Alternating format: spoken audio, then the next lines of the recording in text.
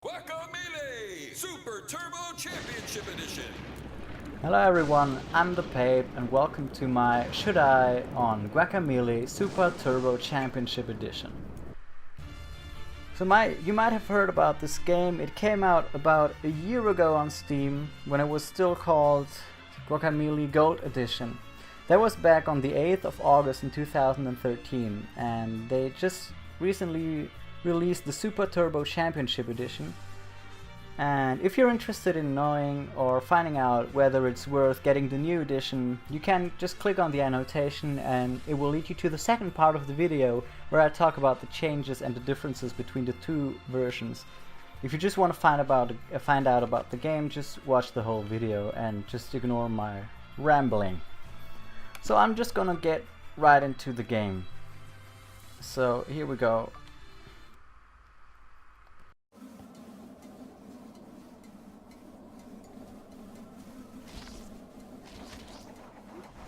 Guacamelee is a Metroidvania style kind of game. It's published and developed by Drinkbox, and it has a very simple storyline. The theme is, as you can see, sort of like a Mexican style game, and what's very interesting about it is that you play Juan, a former farmer and now ever since has become a luchador, so a Mexican wrestler. So the whole fighting is mainly melee based, and it feels really good. Punching enemies, throwing enemies around, it feels really good. It feels really intense. The art style underlines everything. You get throughout the game, you get several special attacks, which are stamina based, which you can see on the left-right corner, on the upper left-right corner, on the upper left corner, I mean. And so you can't completely spam your special punches. Apart from that, what's very important is that the special moves help you traverse the map. So they're not only there to destroy your enemies and fight, but you get to improve your maneuverability. Okay, and I died. I'm playing this on hard, so you shouldn't be too surprised if I die every now and then. Playing it on easy, on normal, because there's only a normal and hard, I found a bit lacking, to be honest. It's not really too hard, and considering they included a new ability called the Intenso mode, it makes the game a lot easier. So it's only in parts that you can use it. The Intenso mode is just a rage meter, so you can just build it up, and as soon as it's full or half full, you can rage a bit and use it against your enemies. It's very simply implemented. It's nothing special. It's nothing out of the ordinary. But it fits the gameplay. It fits the game style, and so it's nothing too interesting. But it's nice that they put that in there. It didn't used to be there, so it's one of the new additions to the game. As you can see, the art style is very nice. It's very crisp. Everything feels nice, and the animations are rather smooth. I'm playing on the controller right now. The game itself recommends you to play on the controller, and I do too. It's really tough to play this on the keyboard. It just doesn't control well, and it's kind of awkward.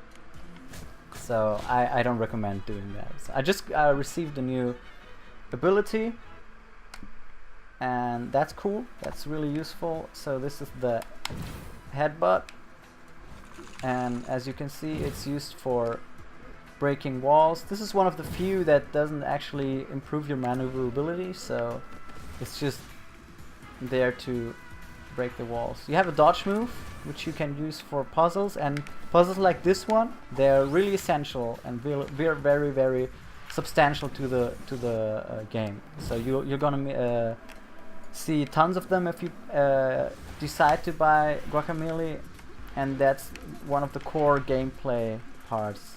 And I find them really interesting, and they're very well made, and I think that's cool.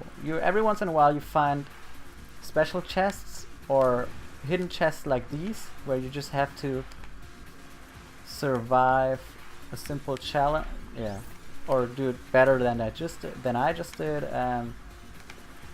They're very nice. You can completely ignore them, but sometimes you get health improvements or stamina improvements, so they're very important about that. I really enjoy the music in the game. So not only is the art very cool, and as you have seen, the special powers are color coded. So that's really good design. But not only is the art style very, very nice, the music is just as cool. So I'm just gonna shut up for some time. You can just listen to the music.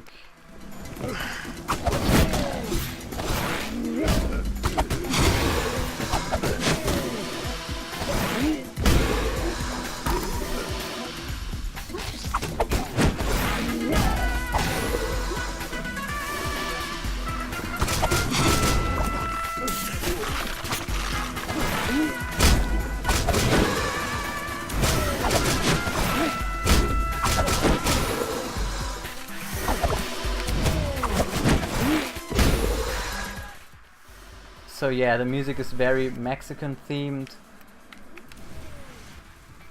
obviously, so as to fit in with the rest of the game. So here we have one of the shops. You can get abilities here, costumes, you can buy them. You can buy them throughout the game. You get silver coins as well as gold coins, and the silver coins can be spent on the costumes, whilst the abilities can be bought with regular money. To be honest, I find this mechanic a bit lacking, so I just bought a heart, obviously. I find the mechanic a bit lacking. Like, I can buy, for example, the pile driver, which is one of my favorite moves in the game, and you can upgrade it once. That was it. I bought it once and that's it.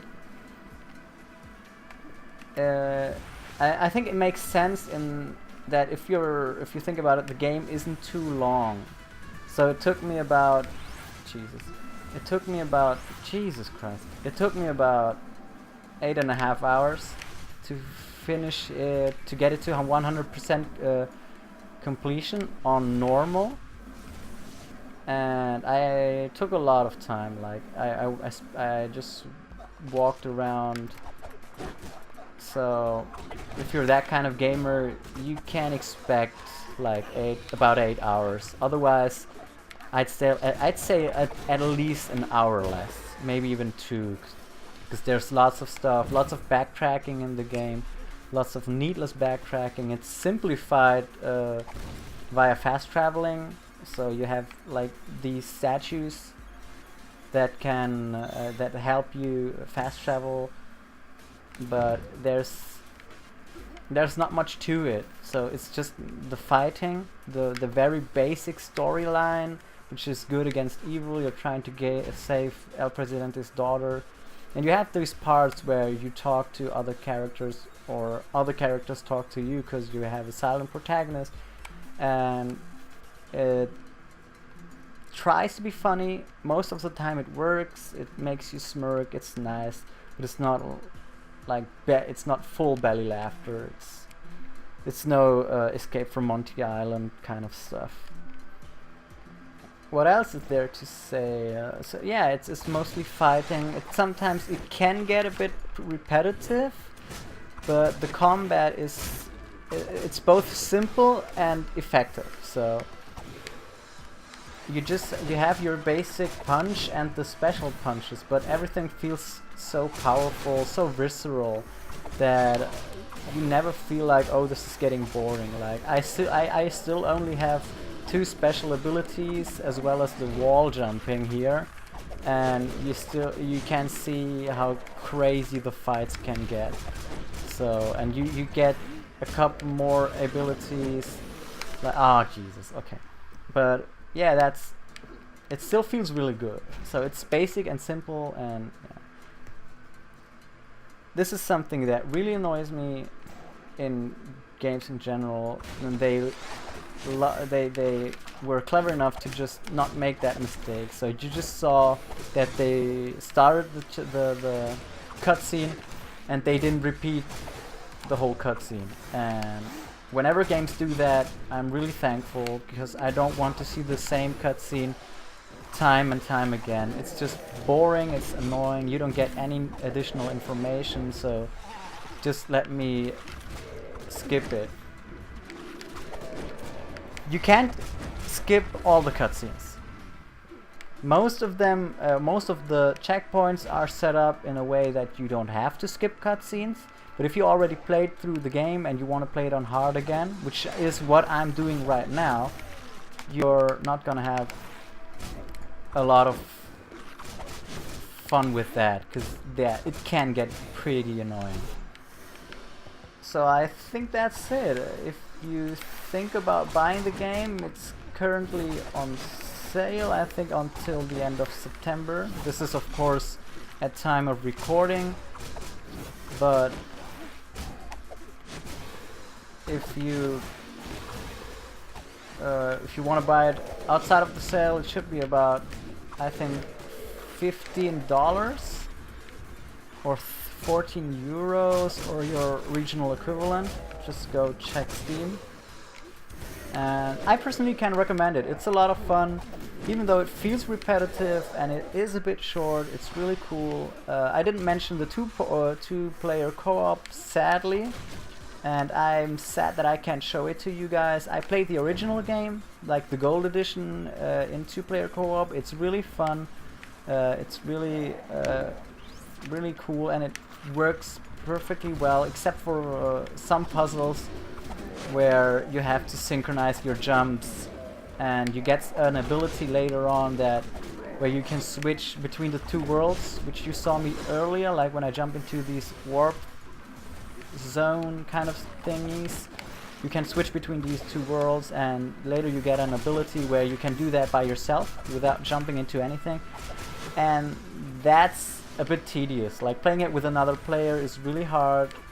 The co-op is local only, so you're gonna have to think about getting your brother or your friend to play with you, or your girlfriend or wife, whatever. I played it with my wife, no problem, worked perfectly fine.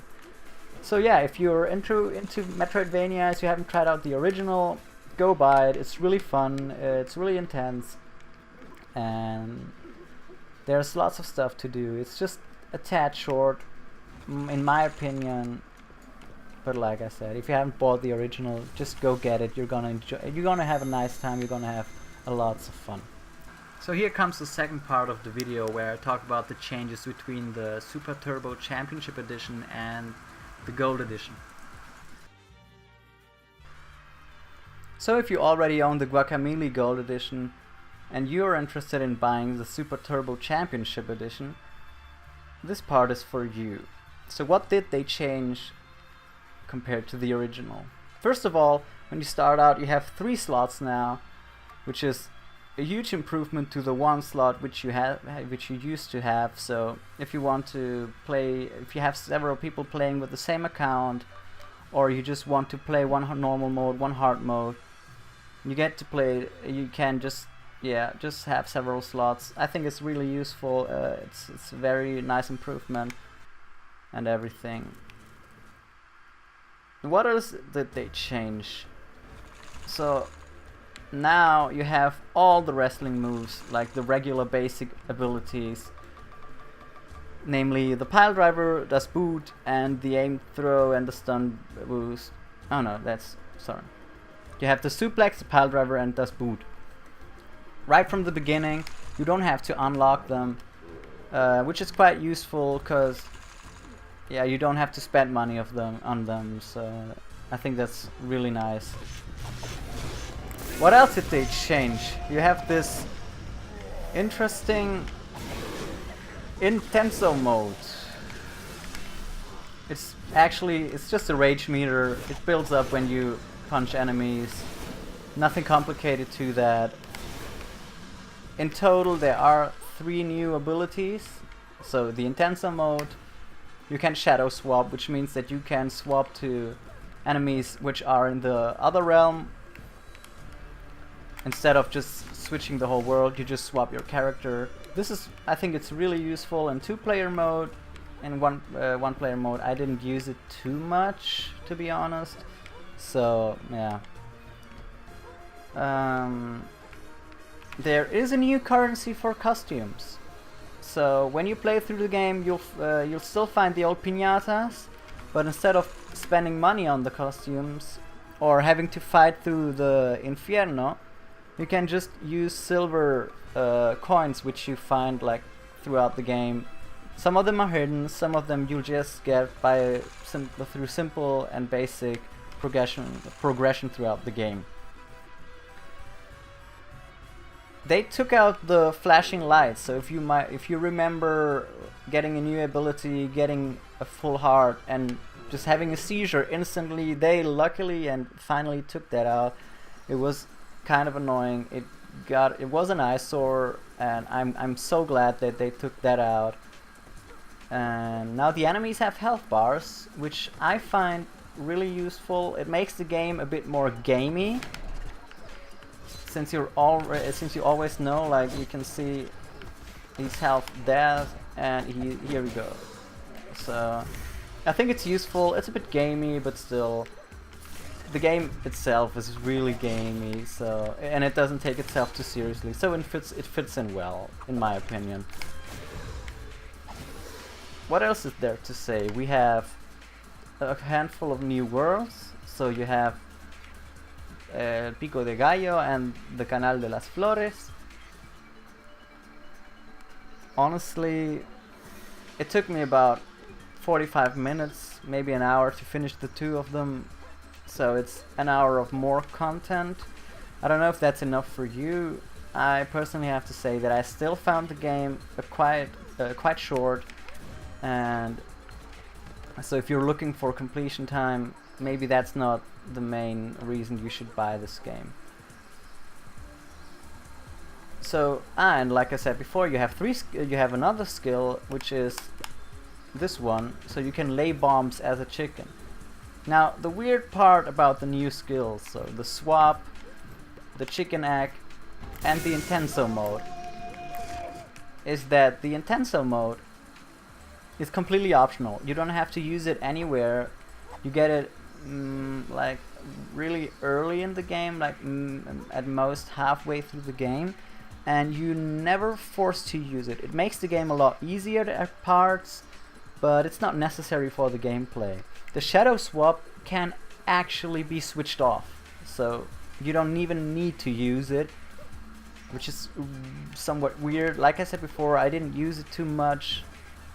And the saddest, I think, is the chicken bombs, because they can to unlock them you have to finish part of the Inferno challenge missions, and it's only used to get collectibles. So it's never used for a puzzle.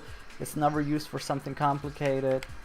And I think it's a bit sad that they didn't bother to implement it a bit more. I mean, I guess it's hard to just change the complete design of the game for one more skill. But I think if you had gotten it earlier in the beginning, you could have used it in the 2 new regions. But like it is now, you only get it at the end of the game. Like as soon as you can access the Inferno and have the derp skill, then you can access it by playing through the challenge missions. But it's just there to be there. Like, it's just filler, and I think it's really sad. They also added the new boss. Like, he was quite nice, very interesting, very simple to fight like the rest of them. It's not like, this isn't brain surgery, so jeez. They added a few enemies, and especially elite enemies, which I'll try to find some. Sorry.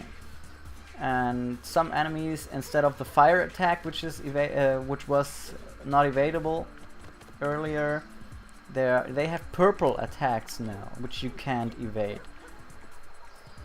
I think it's fine. It's okay by me. I don't mind that. But what they did, in my opinion, screw up is the fact that the elite enemies can teleport.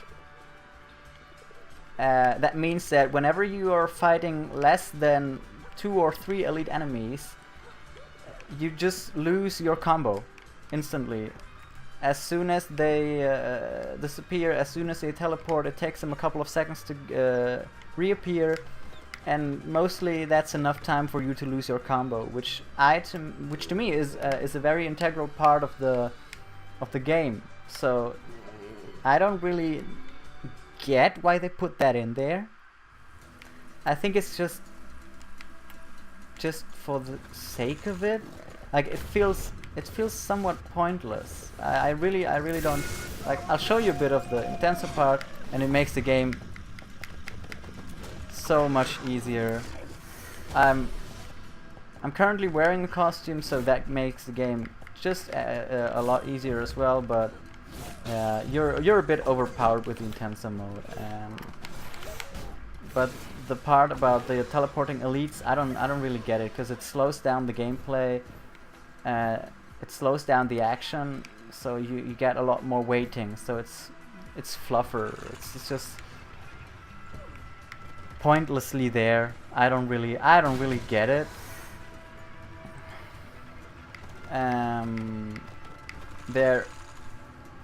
They changed some minor assets,